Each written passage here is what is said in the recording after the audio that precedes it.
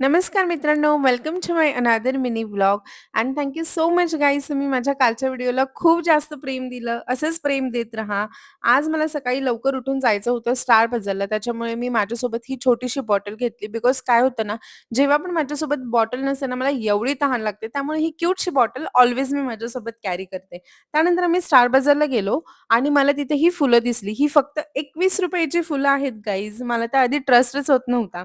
मग काय मी ऑफिसचं काम केलं आल्यानंतर आणि मग आज काही भूक नव्हती. त्याच्यामुळे आज डिसाईड केलं, की चला मस्तपैकी राईस आणि दाल तडका बनवूया. मी तुमच्यासोबत एक क्विकली रेसिपी शेअर करते.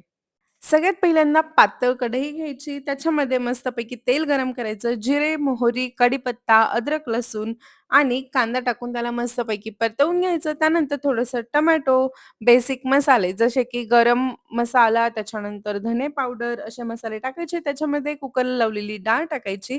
थोडंसं पाणी टाकायचं आणि लास्टला मेन इन्ग्रीडियंट म्हणजे त्याच्यामध्ये थोडंसं बटर आणि मस्त असा एक झणझणीत तडका बनवायचा.